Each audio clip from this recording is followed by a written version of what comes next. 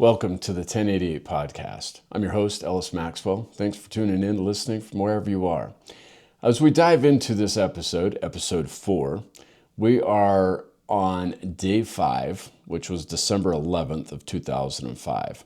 This is the Escape Safe season, the investigation into Susan Cox Powell's disappearance. Let's go.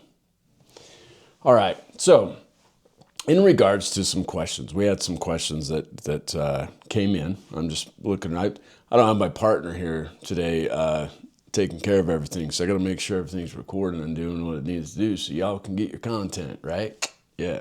So let's see. In regards to questions, we had a few questions come in since the last episode. And someone asked, why homemade pancakes? Dude, I have no idea, honestly. I don't. Maybe Josh was limited in his culinary experience, and I don't know, maybe the pancakes were something of a childhood favorite of his that his papa used to make him, Papa Stephen, because he did call his dad Steve to get this recipe for pancakes. But I don't know about y'all. A recipe for pancakes, it's pretty much a box, some water, mix, cook. Oh wait, maybe he needed maybe to figure out what sedative to put in there. Pain pills? How many pain pills? I don't know. Anyways, cream cheese. They liked cream cheese with their pancakes. But yeah, I have no idea why pancakes. And let's see, let's get on to the next one. Were cadaver dogs used in the house and the minivan? Yes, on both. Definitely on the car, the minivan. Yes, we ran a cadaver through the minivan. It did not indicate. That doesn't mean that Susan wasn't in there. It just means that there wasn't any fluids or any sort of decomposition fluids that the dog could have picked up on left inside, like the carpet and stuff like that is what that is.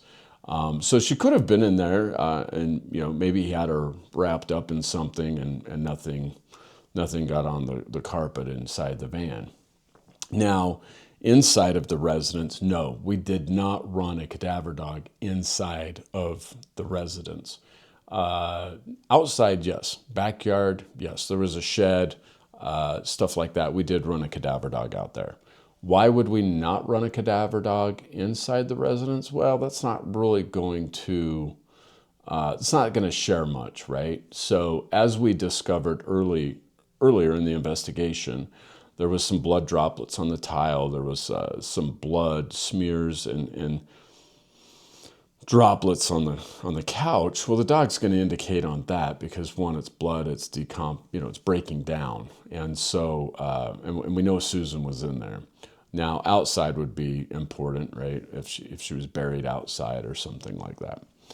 All right, let's see here. Someone mentioned if the dogs didn't pick up anything in the van or house, it makes more sense that Josh maybe only incapacitated her and then killed her elsewhere. If he made special pancakes that made Susan sleepy, who's to say the boys weren't also drugged? Good question.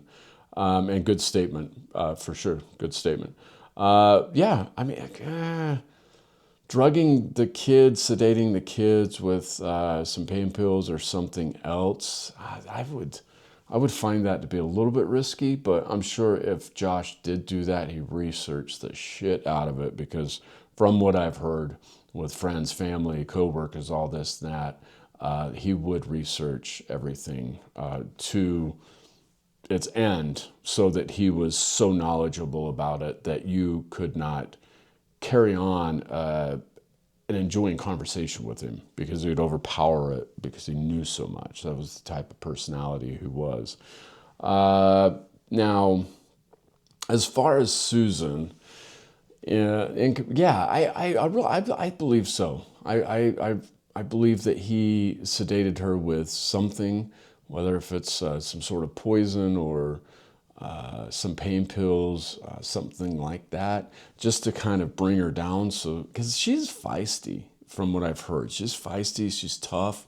And from everybody I spoke with, even Susan's father, they say that she would have taken Josh. Now, Josh is a male, and maybe if his adrenaline amped up, it would be a good fight. So I think he would definitely have to sedate her. Now, as far as ending her life elsewhere away from the home, and like, for example, sedating her and then putting her in the van, I don't know. I just, it's hard for me to really wrap my mind around that. Why would you take that risk, right? Like, why would you drug somebody, poison them where they're unconscious, then load them up in a van or a vehicle and go elsewhere and take that risk of them coming back to consciousness? I think that would be pretty risky. Now, and yeah, and we know that I think it would be crazy if he sat her in the passenger seat, right? She's still alive, but he puts her in the passenger seat like there's a movie, Weekend at Bernie's or something, you know? I don't think any of that happened. Personally, yeah, definitely sedated, definitely incapacitated her to a degree that he could handle her. And then I think he finished her off in the house, and then he loaded her up in the van and left. That's what I think. So, all right, let's move on. All right. For future questions, this is something that I did not think of when I asked y'all, hey, if you have questions, send them my way. Let's make that a central location, info@ellismaxwell.com. info@ellismaxwell.com. Send your questions there in regards to the investigation and the content that you're listening to. If you have questions, send them there. And that'll be a central location where I can find them and get to them and answer them and get that info back to you, rather than trying to hunt them down in all the different platforms, which I don't mind doing. I just don't want to miss somebody's question. So if you don't want your question missed, info@ellismaxwell.com. All right, cool. All right, we left off on day 4 of December 10th. So before we move into day 5, allow me to I'm going to provide you some inside insight. All right. And now is what I mean here is I want to kind of give you some sort of context as to how I ended up with this case, and how a police department and a lead detective and a co-case and how we navigate these investigations. Okay. And chain of command, stuff like that. So first off, so there's always a detective that's on call, all right? At least with the agency that I was working for. There's always a detective on call for each different unit, whether if it's major crimes, which handles homicides, robberies, violent crimes, stuff like that. You have property crimes, you have special victims unit, and so on. And so now, if something comes in, usually the on-call detective is the one that's notified. Whoever's on call that day and that night, they're the ones, patrol calls, hey, I need a detective. Well, the on-call is notified and they go out. I was not on call. Nope. But I was in the office, and I was working on some casework from the week prior, because it's a Monday. Now, the one that was on call, he was busy out on a call. I think he was out investigating a dead body of some sort, right? And so because he's busy and patrol is calling in to investigations and saying, hey, we need some assistance, we've pretty much worked this case to a point where we need to get back taking calls, and detectives need to come in and take this call because it's going to last longer and it's going to require some specialty work, right? So that's how that happens. And so with the on-call detective being busy, and I'm in the office. The sergeant walks in. Hey, yo, Maxwell. Yeah, what are you doing? I'm working, man. What do you think I'm doing? Patrol needs help. All right, cool. What do they need help with? A missing family. A missing family? Well, it's the holidays. Does somebody have FOMO? Wow, okay, sure. So I get the officer's information that's on scene. So there's always an initial officer, patrol officer that's dispatched to calls for service, okay?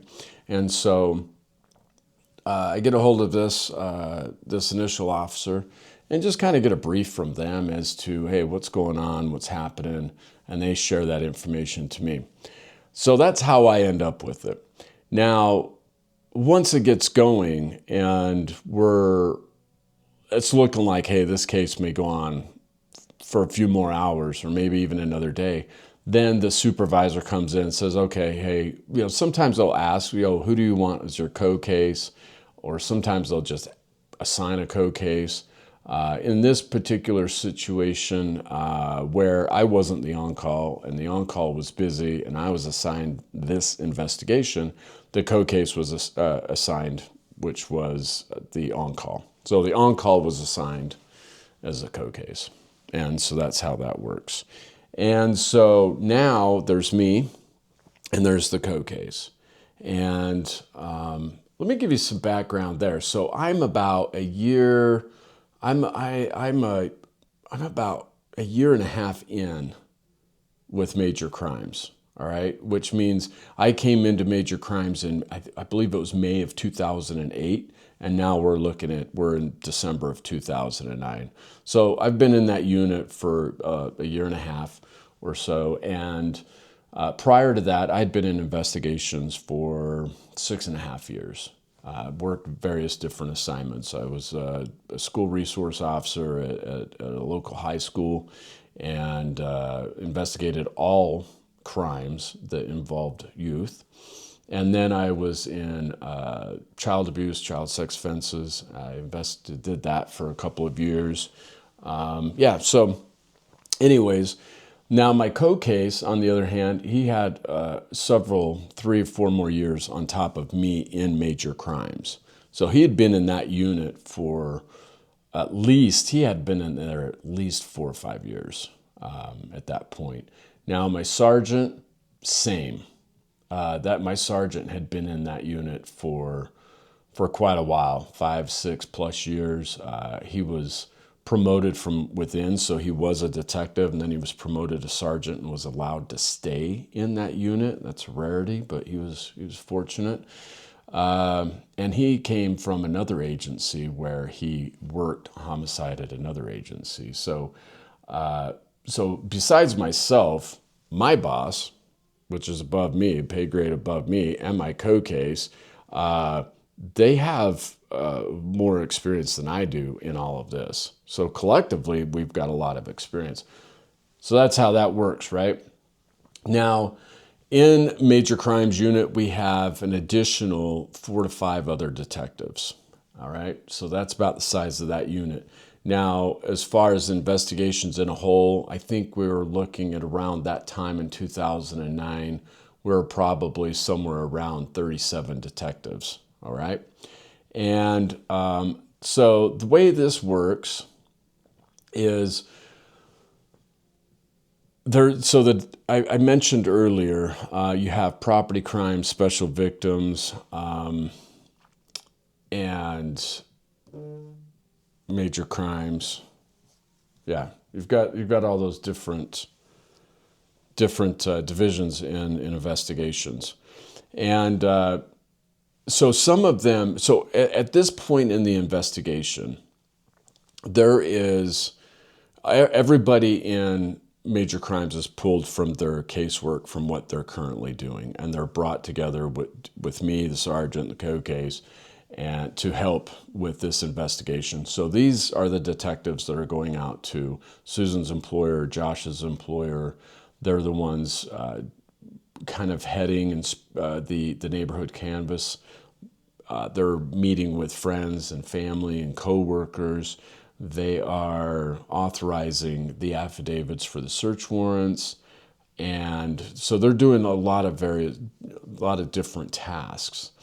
Now, we also draw from the other investigation units as well, property, as I mentioned, special victims, and we also draw from community services, which is your community-oriented policing, and the training division. So we have officers and detectives that the supervisors pull in from all different areas to assist in this investigation.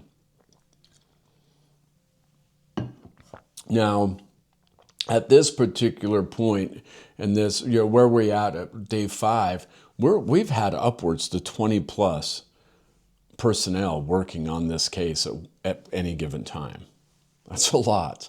And what are they doing? Well, they're working the neighborhood canvas, following up on sex offender kidnap registry, folks that live relatively close to Susan and Josh's residence, following up with people that have been released out of jail, prison, that are on parole and probation. We got people that are taken, traditionally, that when the tip calls come in, those are handled by patrol, and we usually have a telephonic officer. So they're the ones that are taking the incoming tip calls. So they take the initial call, but they're not going to investigate it. They're just taking the information. Then that information is funneled to investigations, and we have somebody that's assigned to the tip calls to review them, follow up on what needs to be followed up on, or even make assignments, right? So I mentioned the training division and the community service division. Some of those officers were the officers that were following up on some of these tip calls, okay? All right, and let's see, I already mentioned we got the, doing the interviews with friends, families, stuff like that. And so that's just to kind of cover some of those tasks that we're doing in the personnel and how this is going, at least up to this first 5 days. Now, I mentioned there's myself, right? So let me make sure. So we got me here. Now, as far as like the chain of command and how that works, is there's myself, I'm the lead detective, then there's a sergeant, then there's a lieutenant, then there's a captain, then there's an assistant chief, and then there's a chief, okay? So as you can see, I'm down here. I'm down here with this, all right? This is how it is through the career, right? Now let's plug in the district attorney. The district attorney is kind of like above them all, really, right? Because they're an independent, they're part of the county. So we've got the district attorney that says, yeah, you can arrest or you cannot arrest. And so that's kind of the chain of command and how that looks there. All right. Okay, let's get into day 5. I hope that was helpful. Kind of give you some background on kind of the inside, behind the scenes type things like that. All right. Now I will tell you this. I'll say this, and we'll probably, I'll get into it later, some other episode. But I mentioned there's myself, the sergeant, lieutenant, blah, blah, blah, blah. Bullshit. Okay? I mean, that stuff, having a chain of command is good maybe most of the time. But when you get into a case of such as this, high profile case, it breaks. Oh man, dude, it's awful. It's not good. It's not good. There's too many chiefs, man, and you can't really get anywhere quick. I go to my sergeant, they got to go to lieutenant. Lieutenant then might not be able to make a decision, so then they have to go to the captain, and it's just a pain in the ass, and it's bullshit.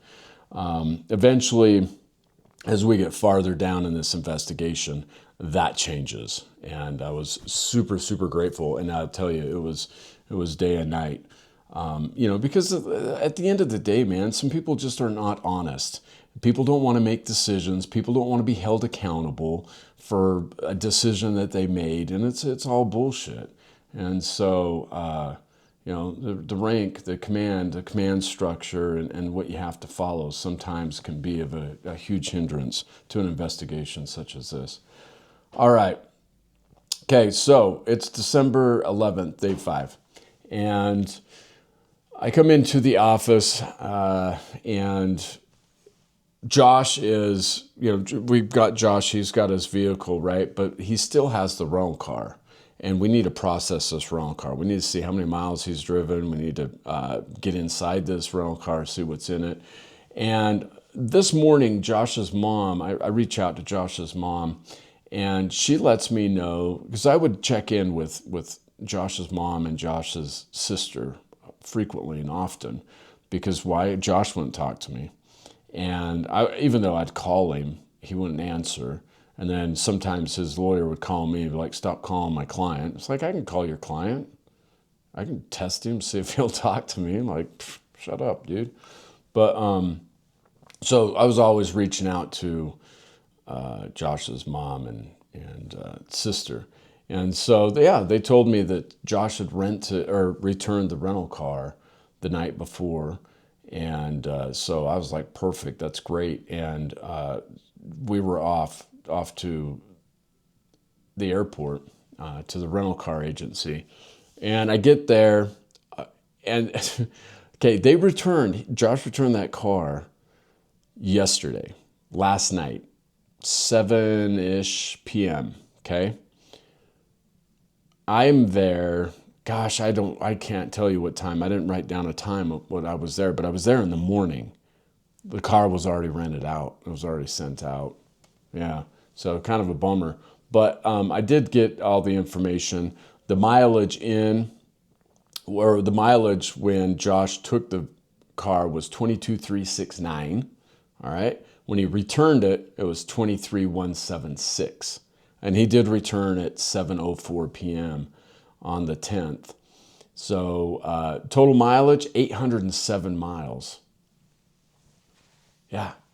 And I have an image that we'll throw up on the, so you can see, but you have like state of Utah, and you can see where that 400 miles, because you take and cut it in half, right? That's a long ways. I mean, you can basically travel the entire state of Utah, and you're going into Idaho, you're going into Oregon, you're going into Nevada, you're going into Arizona, you're going into Colorado, even up into Wyoming. Now, let's think about this. He picks up the vehicle at 10:26 p.m. on the 8th of December. 10:26 p.m., 8th of December. We are in contact with him on the 9th. He shows up at the police station at 7 p.m. He doesn't return the car for another 24 hours. So this 807 miles, it's not all within that 18-hour period. But how much of it is? I don't know.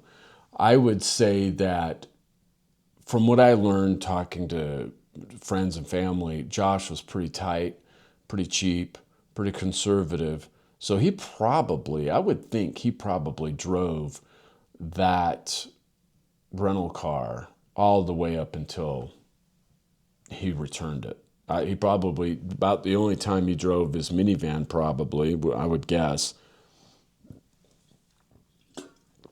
was when he came and picked it up at the station and took it home. Those minivans, they don't get the best gas mileage. And, Josh is not going to put the miles on his van, I wouldn't think. So, but I would say the bulk of that 800 miles was definitely done in that 18-hour period.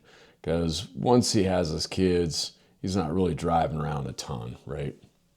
So, anyways, now when I was talking to Josh's mom, And she told me that Josh had returned the rental car.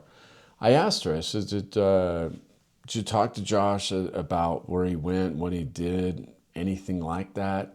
And she tried, she asked him, but all he would say was he was driving around the Salt Lake Valley. That's what he did. He left the police department, went to the airport, picked up the rental car, and just drove around the Salt Lake Valley for 18 hours. Okay, Josh, 18 hours driving inside. Dude, I swear, man. I've never worked an investigation with somebody like Josh, and it's just crazy. Some of this shit he comes up with, there is some level of intelligence definitely with this guy, but it's like sometimes some of the common sense stuff is just kind of falls off to the wayside. But let me give you an idea here. Salt Lake County is 742 square miles. That's what it is. like I'm not kidding you. Like, let's bring it. I got a map. Of Salt Lake County. Bring that up. This guy, what's he doing, man? Is he just doing loops on the interstate, just going in circles? I mean, how many loops would he have to make to reach 400 miles? I don't know, but pretty wild. So I get to the airport. I get all this information. I get the mileage, yada yada yada. I can't process the car. I can't have forensics come out and process the car because I've already rented it out. So that's kind of a shit deal.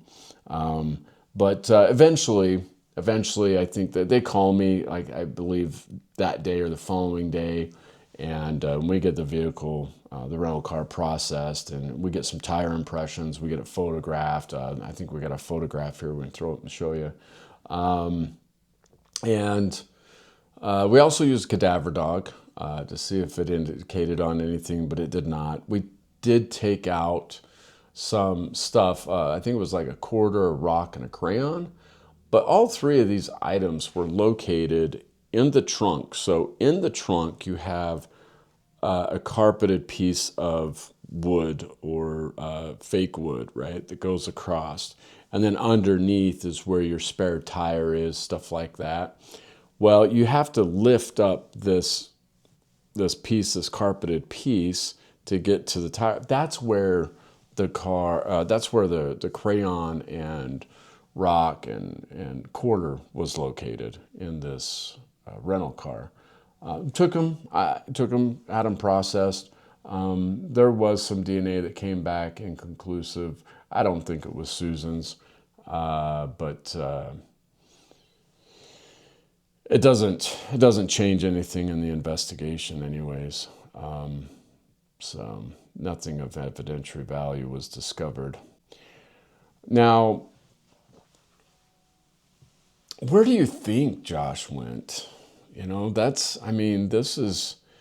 This has always been a question during the investigation amongst my peers and administration and just anybody is, where did Josh go in that 18 hours?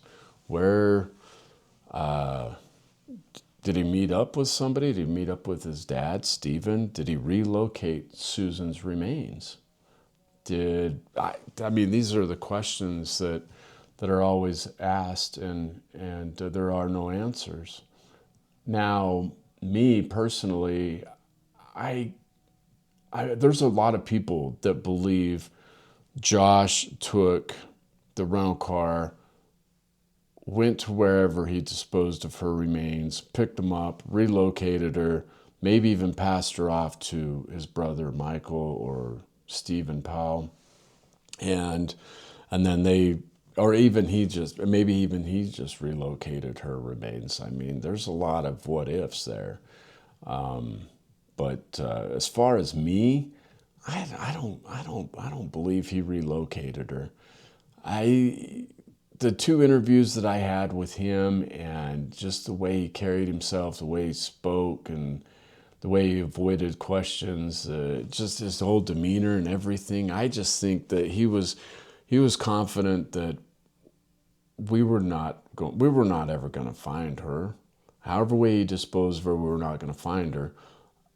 And, or he was confident that we would not be able to tie her disappearance to him. Maybe he outsourced it. But, I mean, who's he going to outsource it to? I mean, we have people that have seen Josh coming and going from the garage and the residence, day 2.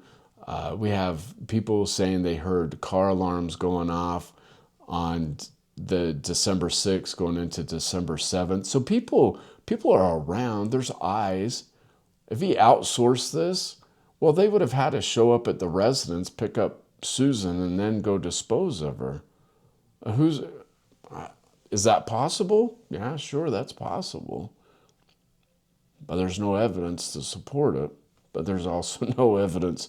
But there's more circumstantial evidence to support Josh was responsible. So, but did he revisit her where he disposed of her remains? Maybe he visited her.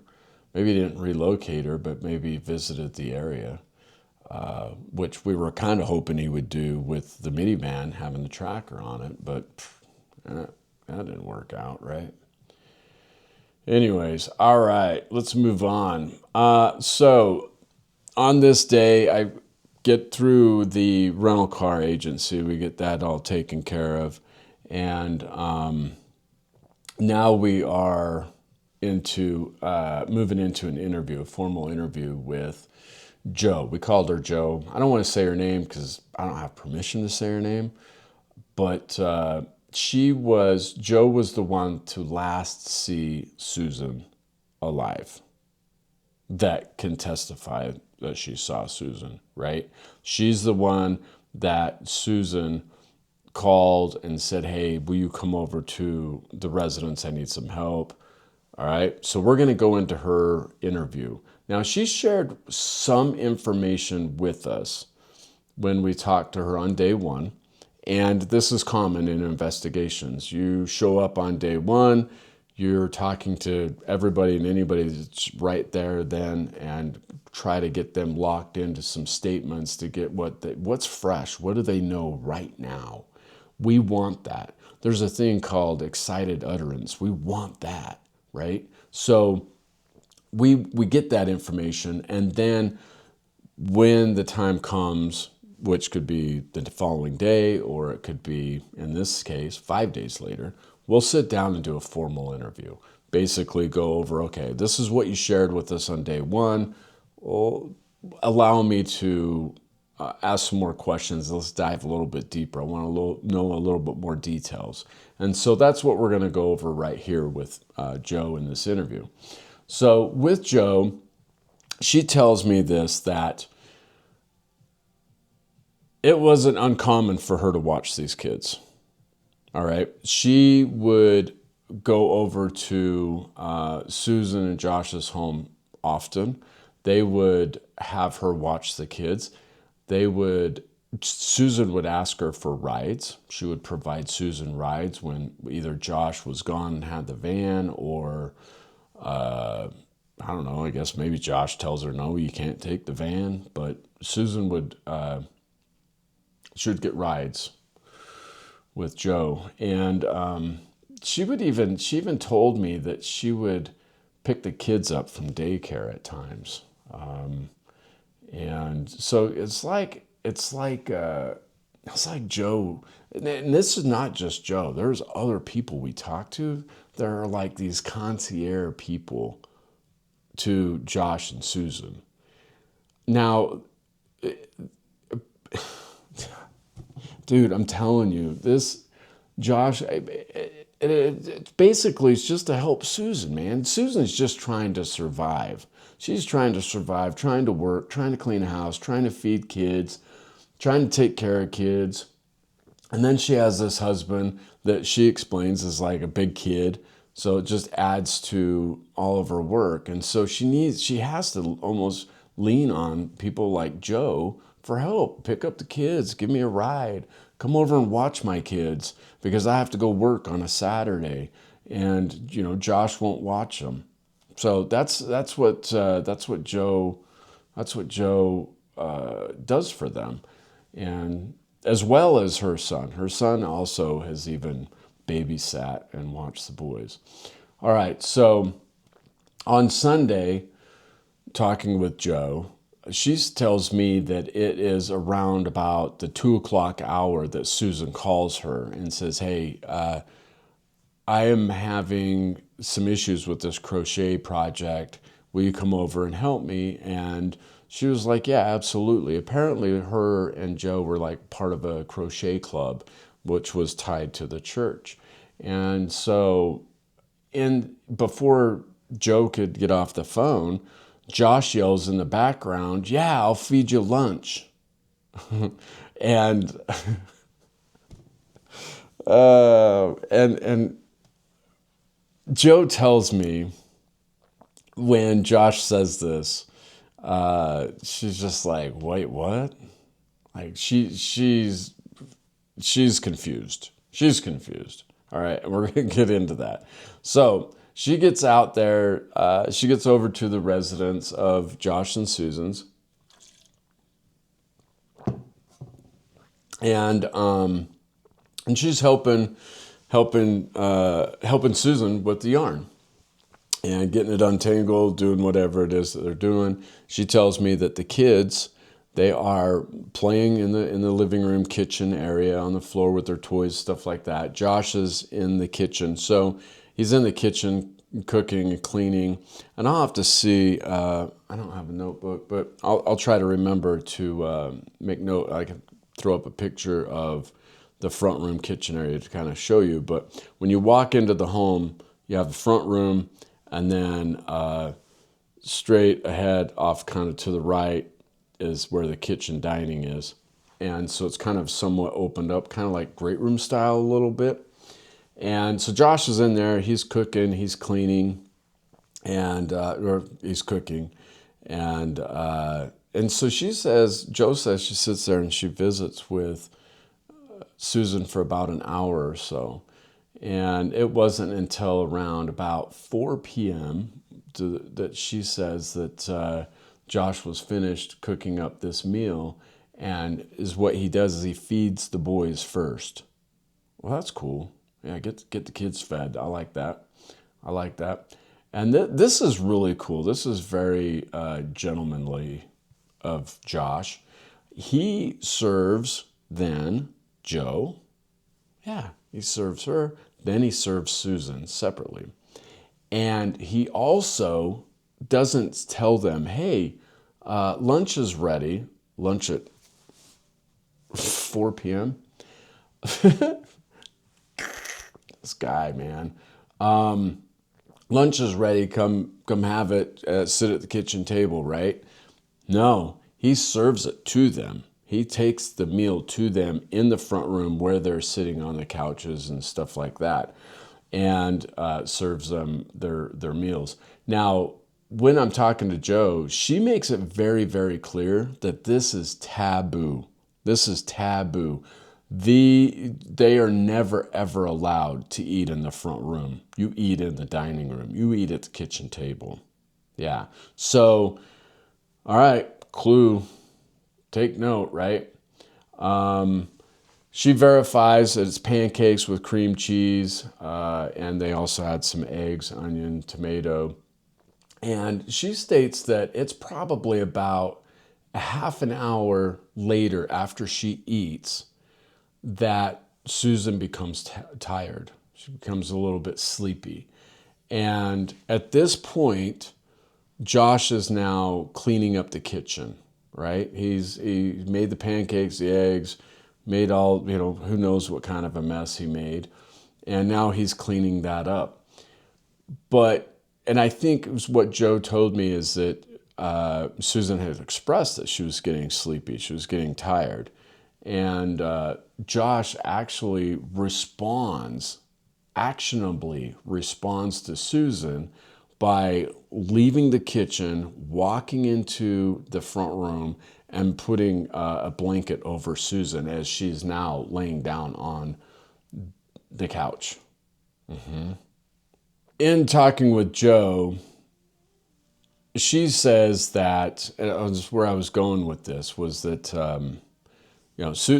friends, family that know Josh probably are hearing these things, as far as being comforting towards Susan, putting a blanket on her. They're probably like, this never happens. But Joe, this never, ever happens. He does not cook. He does not clean. He is not comforting towards Susan. Like all of this behavior, up to this point, talking with Joe, she is saying is completely abnormal, out of the ordinary, doesn't happen. Okay, so that's crazy. So my thing is why is he doing this? Why is he doing this? So going back, Joe says it's estimated to be around about 4:30 to 4:45 when Susan ends up going into her bedroom and laying down. And that's after Josh basically tells her, hey, why don't you just go in and take a nap? So that's between 4:30 and 4:45. Now, when I'm talking to Joe, she states that Susan gets up and is like, I tells Joe, hey, sorry, I'm just not feeling great. And I'm going to go, that's fine. Yeah, that's fine.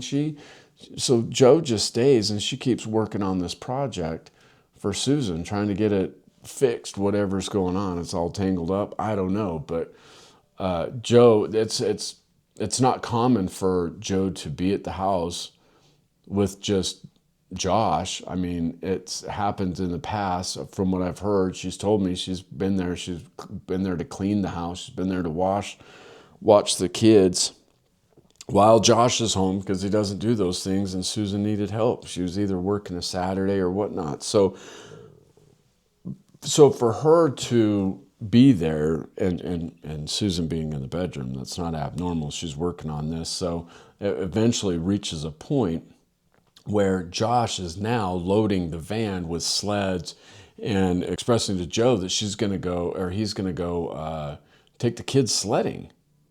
And we're approaching the 5 o'clock hour. And she's like, wait, what? You're going to go sledding? Okay, so in Utah, this time of year in December at 5 o'clock, it's getting dark if it's not already dark, people. And you're going to take a 4-year-old and a 3-year-old sledding in the dark when the temperatures outside are in the teens? Come on, man. So Joe tells me, hey, I'll just go ahead and I'll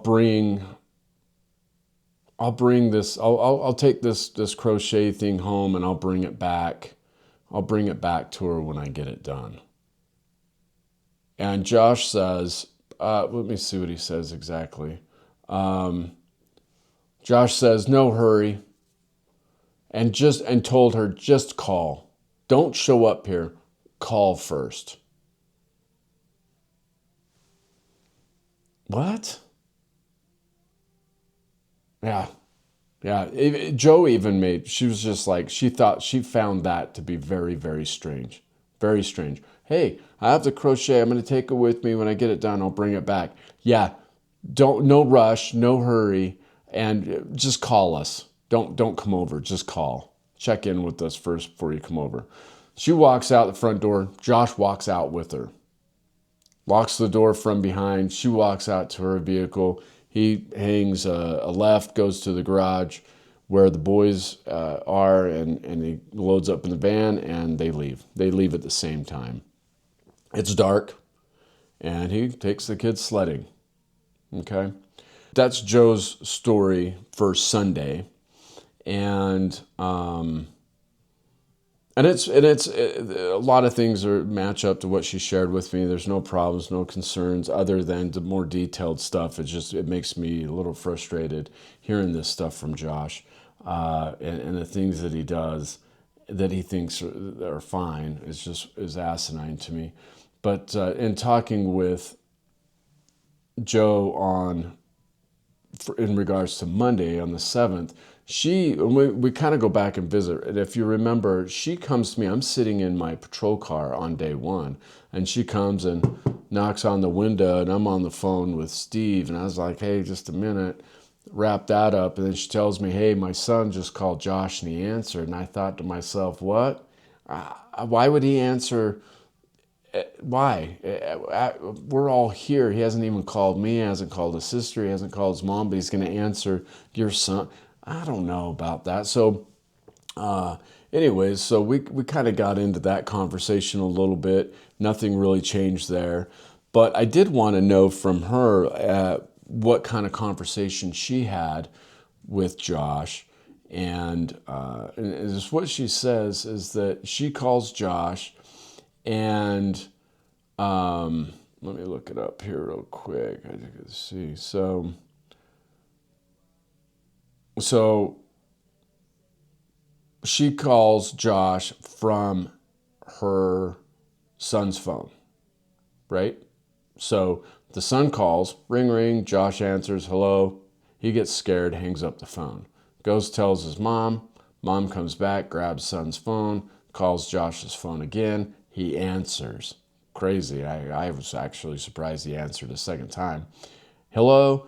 She identifies, hey, this is Joe. Where are you at? Where is Susan? The police are at your house. Your sister's at your house. Your mom's at your house. You need to come home. And he says, Susan's at work and he'll be there after he goes and picks her up. She just told him the cops are at your house, man. Susan's not. She says that she didn't know what to say. She's just completely dumbfounded by his, I'm going to go pick her up from work and then I'll be home. And so they disconnect. And that's it. That's the last that she talked with Josh. In talking with Joe, she shared with me what Susan had shared with her. Some good old hearsay. Was that these are just a few things. It's not everything. But her frustrations with Josh was him not cleaning, his poor attendance with church, and one of her other things that upset her was not having access to the computers. Josh apparently had all of the computers password protected to where Susan could not access them. And let's see, Susan also shared with Joe that Josh's dad, Stephen, had an interest in her. And even asked her, she tells Joe that Stephen asked her one day, oh my gosh, dude. People, you can't make this stuff up. You can't make this stuff up. It's so wild. So Stephen asked Susan, and this is according to Joe, and what Susan had shared with her, what are we going to do about telling Josh about our relationship? That's what Stephen said to Susan one time. And she shared this with Joe. And then Stephen even wrote a song about Susan and mailed it to her. And you'll hear some more of that once we dive into 2010, 2011, and all that crazy stuff that goes on there. And so let's break this down a little bit. All right, let's break it down. And I don't know, this is nuts, man. Abnormal behavior by Josh. Cleaning, being lenient with everybody eating in the front room. He's being nice. He's being compassionate. Why?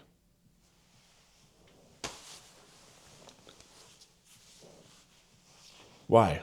Why is he all of a sudden being so nice on this particular day? These behaviors were not present, as far as we know, on Saturday, Friday, Thursday. Why Sunday? And he didn't go to church. But why Sunday? Did they, I wonder, the thing is, did they fight earlier in the day? Or was it last night? But something happened. Something happened that catapulted him to start being nice to her. Because I think with him being nice and being compassionate, cooking, cleaning, and all of this stuff, serving them up in the front room and serving them up individually, that all ties into the end plan that took place that evening, where he, in my opinion, I can't prove it, but he murders her. Okay? So there's premeditative stuff going on, in my opinion, right now, where he's cooking, doing this, moving about business, being nice. So why put yourself? I mean, that's like, hey, look, I'm being completely out of character. So when Susan goes missing, you can all be like, what? It was this guy. I don't understand. I don't get it. But and there was something that launched this, and this is hard. This is hard to talk about, because there's things that I know that you don't know that haven't happened yet, right? And I didn't know at that time what I know now, but these are the things I'm trying to understand is why, right? We've heard verbal abuse, we've heard the financial abuse. Now we have digital abuse is what that's considered, blocking your partner out of laptops and digital media by passwords and stuff. And not allowing them to access.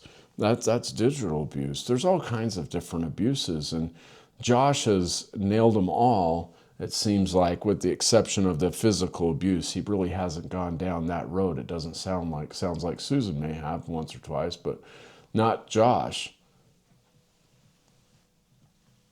What is he hiding on these computers? Let's talk about that. Why isn't Susan able to access the computers? All she wants to do is to be able to see family photos and access them and share them. Why doesn't she have access? What is he trying to hide there? What is he looking at online that he's worried that she's going to see? Now, these are all valid questions. Susan becomes tired, and Josh calls his dad to get this earlier in this day to get the recipe. Did he really need a recipe for the pancakes from his dad? Did he really? Or did Dad offer up some other sort of secret? A secret potion to put into her pancakes? Or maybe he put it into her eggs. I don't know. But did he really need to call his dad for a pancake recipe? I think he drugged her with something. I think he had access to, well, I knew he had access.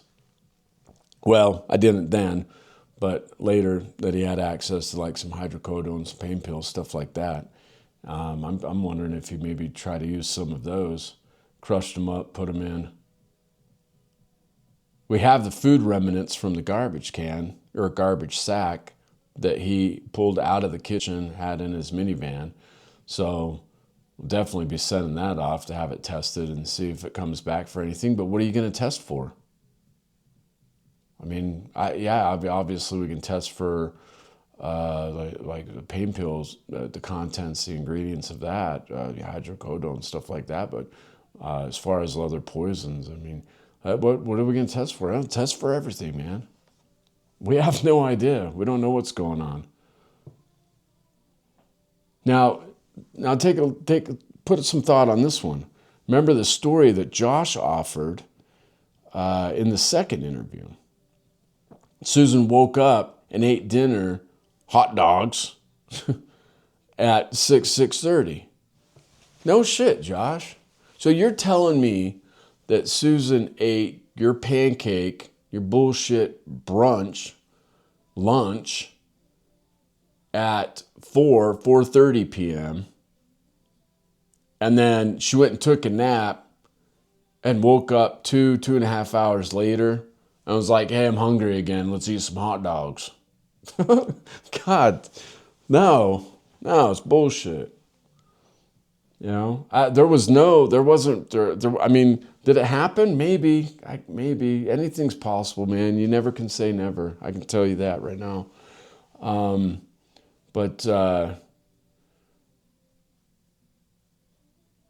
I'm not buying it. I'm not buying that she ate at 4:30 and then went and took a nap, woke up and ate again, ate hot dogs at 6:30.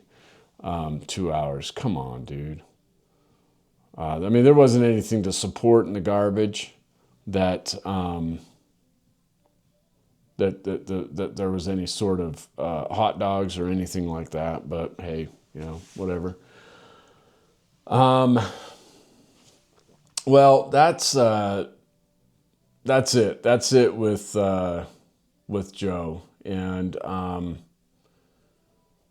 it was helpful, you know. And I think about the stuff I asked you. Write it down. You know, if you have any input, info@ellismaxwell.com. If you have questions, I'd love to hear them. Yeah, just keep it positive, keep it real. Anyways, look, I want to just, before we wrap up, I want to touch on Joe's son. So when I interviewed Joe on this day, I also interviewed her son, and it's really quick. It's not going to take too much longer, but he states that he's at the Powell's residence on Saturday. So Saturday, the 5th of December, 2009. And he states that he's over there. This is a Saturday. Here's a good prime example. Susan had to work. Josh is home. The two boys are home, but Josh can't care for them while Susan's at work. So Joe's son has to go over. The babysitter has to go over and watch the kids while Josh does whatever he does.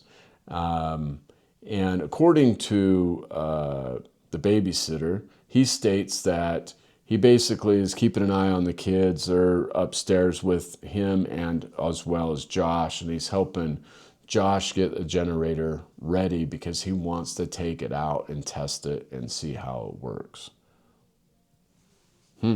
Okay, so Saturday, Josh is already gearing up with plans for this camping trip by prepping and getting this generator ready. Okay, well, nothing happened seriously. It doesn't sound like nothing serious happened on Saturday evening if Josh is already planning on carrying out this camping trip, right?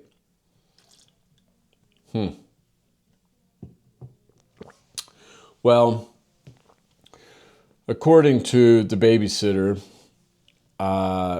Josh basically doesn't attend to these kids at all. He's there, he's taking care of them. And Susan eventually comes home from work, and then they leave shortly after. Susan and Josh leave, and they go to Josh's work party. And they return around 10 to 11 p.m. Now, according to the babysitter, this is not the first time he has babysat. This is not the first time he's been at the residence.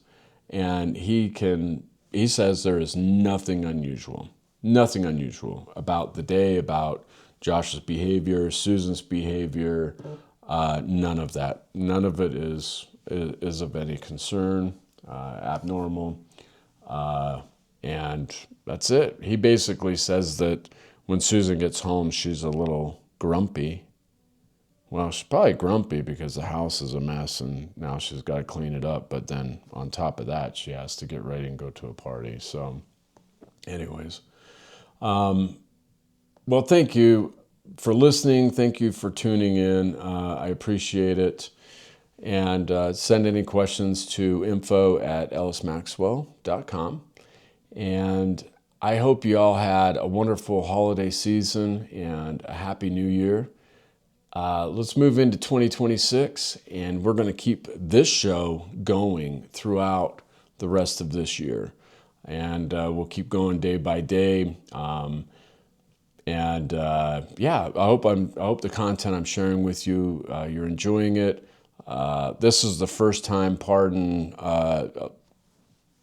anything that you don't like about this episode. My apologies. I'm just kind of doing it on my own without any help. So I'm just trying to make sure everything is running properly.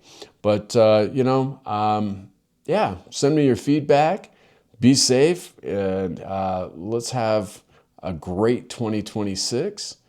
And yeah, that's it. Please like, subscribe, share. Cheers.